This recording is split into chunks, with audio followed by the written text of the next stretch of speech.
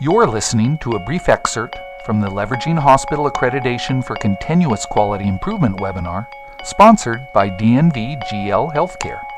This webinar discusses how hospitals can leverage the accreditation process to improve their operations and quality of patient care. Hello, everyone. My name is Ron Schenkman, editor of the MCOL publication Payers and Providers, and I'll be your moderator. Our webinar today, Leveraging Hospital Accreditation for Continuous Quality Improvement, is co-sponsored by DNV GL Healthcare. We are pleased to welcome our speakers, Patrick Hoyne, the Chief Executive Officer of DNV GL Healthcare, Dr. William Ritchie, Associate Professor of Management at James Madison University, and Roger McReynolds, Vice President, Performance Improvement at Faxton St. Luke's Healthcare. This will be a conversational style webinar. I'll be asking questions throughout. So, Patrick, we're going to start with you. First of all, I want to know if you can give a brief history of DNV. I know the predecessor company you co-founded, and I wonder if you can talk about that a little bit, and then talk about how this has become essentially the fastest growing hospital accrediting body in the United States.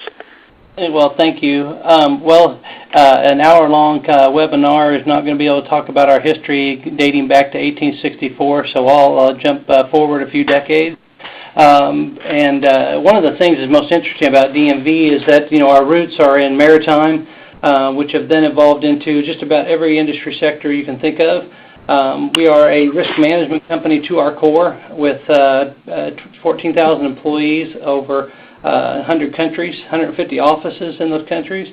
So the depth and breadth of DNV is quite large. My tie into this is basically what really kind of came into healthcare in a big way. We were doing a lot internationally as it related to ISO 9001 registrations, multiple healthcare providers, hospitals, clinic settings, that type of thing, whereas ISO is much bigger overseas than it's been here in the United States. So our introduction to this, as we kind of joined up with DNV, was through our basically consulting practice that we had in place, and we were getting hospitals ready for Joint Commission surveys. And one of the things that we identified during these kind of mock surveys that we were doing is that hospitals were making improvements. They were addressing the findings that we identified would get through survey very, very well. Unfortunately, they didn't have the means to sustain them over time, meaning that, they would keep revisiting the same type of issues. We'd identify them in quality management minutes, med-exec minutes, and things of that nature. So we were looking for, if accreditation is going to be more effective, how do we introduce something that can really make a difference? And that's where we came upon ISO 9001 and thinking if we tied this into requirements that meet the CMS conditions of participation, it has really the likelihood to take hold and really make an impact in healthcare in the U.S.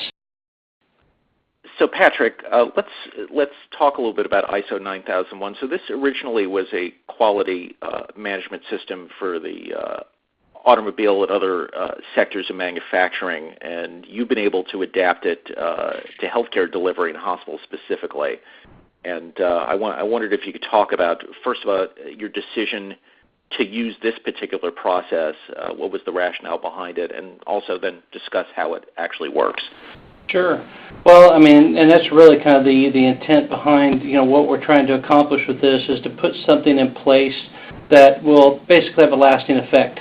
If you read the news or follow anything about accreditation, or our hospitals that are listening today know that the hospitals look really, really good that time about survey. Even about 6 months prior, we really, really have a focus on maintaining that preparation and how good we look. Wouldn't it be nice to look like that all the time? Be survey ready anytime. And for us, it was really about how do we build confidence, our confidence in the hospital, to make sure that once we leave, things start staying in place. And that was the rationale behind putting a quality management system to go along with this that could really be effective for the hospital. You've been listening to a brief excerpt from the Leveraging Hospital Accreditation for Continuous Quality Improvement webinar, sponsored by DNV GL Healthcare, recorded on March 1st, 2018. In the full webinar, Dr. Bill Ritchie with James Madison University adds academic research perspective on effectiveness of DNV-GL clients to determine how this accreditation process has impacted them.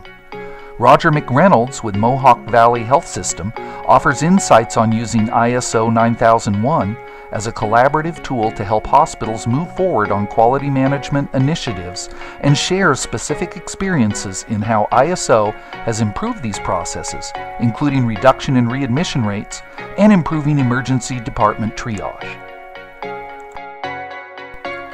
Feedback from the live webinar audience includes accolades such as very informative, good info, and very helpful. You'll want to be sure to watch the full 1-hour webinar video. To do so, click the link to the full video that should appear in the narrative provided when you selected this excerpt video, and which also appears now on your screen. Thanks again for previewing this session, and we do hope you will join us for the full 1-hour video using the link provided.